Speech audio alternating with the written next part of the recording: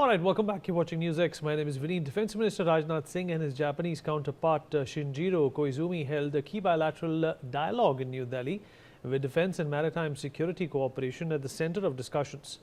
Koizumi is on his maiden visit to India as both nations look to further deepen their special strategic and global partnership, particularly amidst growing strategic challenges in the Indo-Pacific. The two defense ministers signed a memorandum of arrangement on maritime security cooperation. The agreement provides a framework for greater cooperation between the naval forces, including information sharing and maritime domain awareness and coordination on humanitarian assistance and disaster relief operations. Well, let's have a look at the major points of this memorandum of understanding, and then of course we will also speak with a few experts and get their perspective on what this means for these two great nations. Well, the defense meet was on maritime security, a great concern for both these nations when it of course comes to China. The India-Japan agreement is a maritime security cooperation agreement which will enforce a number of things which have been on the platter for a very long time when you talk about these two countries. The focus on maritime domain awareness, information sharing, SAR and HADR is obviously of the utmost relevance over here. There is also of course going to be an avenue where there will be joint naval exploration, shipbuilding and design as well. Japan has been a partner to India on a number of these strategic developments. Japan's technology plus India's production capabilities under Make in India is what's going to in fact strengthen the tenets of this MOU. This is also going to strengthen the Dharma, Guardian and JMEX forums, which both these countries have been very vehemently passionate about. The Veer Guardian 26 to see Japanese fighter jets visit India for the first time ever. This has not happened in the history, and this is the first time something like this is on the cards. Unicorn antenna system to be at the first India-Japan defense equipment transfer project as well. Transfer of technology is obviously a big part of this MOU. Deepen the DRDO ATLA cooperation on advanced defense technologies as well. So both these countries poised to move forward in a direction which not only guarantees maritime security but also involves a lot of technology sharing as well. My colleague S. Narayan, who is the Deputy Executive Editor from the newsroom, is joining us. He's going to give us more details on this story. Narayan, take us away. What kind of a relevance does this kind of an agreement between these two great nations hold? Yeah, Sumit, we have to look at it from the point of view that it is not just a procurement of just one defense equipment here. Here we are moving into a strategic alliance with Japan, a country that has historically not been forthright when it comes to defense alliances with other countries apart from US. Now when Shinzo Abe and Prime Minister had met about 10 years ago, the platform was put in place back then, and then now we see the July 2 summit that happened.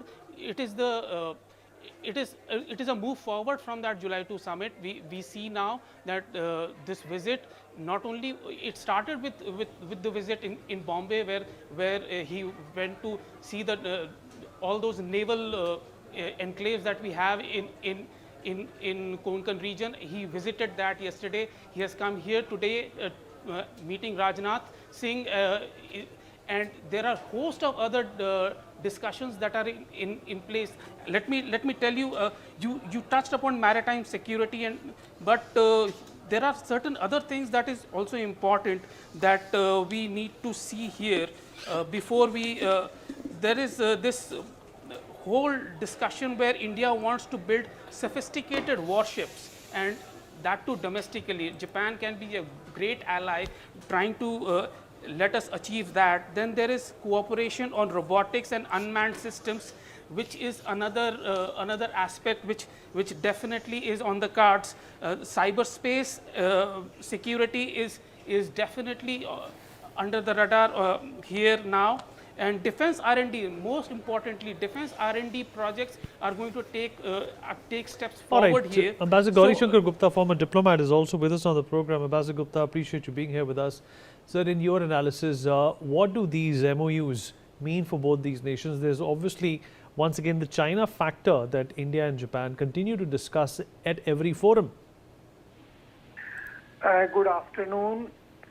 You see, the Prime Minister of Japan visited India in July this year. That time, a communique was issued, and as a follow-up of that visit, the Defense Minister came to Delhi. Now, the joint memorandum of agreement, it is not memorandum of understanding, it is memorandum of agreement, very clearly says that the two sides will cooperate on maritime issues. That means all issues concerning Indian Navy as well as the Japanese naval forces. Secondly, a free and open Indo-Pacific, that no country should be able to block the free passage of the commercial as well as other ships on the Indo-Pacific area. This is in direct reference to China's policy on South China Sea. And then the two sides have also agreed to accelerate cooperation in the defense areas, and particularly defense related to the maritime security. There is also a reference to the trilateral joint exercises, that is Indonesia, Japan and India, which was conducted a few weeks ago. I think that was the first time that a trilateral exercise in the region was conducted. So I think this is already strengthening the bilateral aspect of Indo-Pacific maritime security. So these are the very Fair enough, sir. Appreciate you joining us, sir. Yes. Thank you so much for your time. All right, breaking news coming in.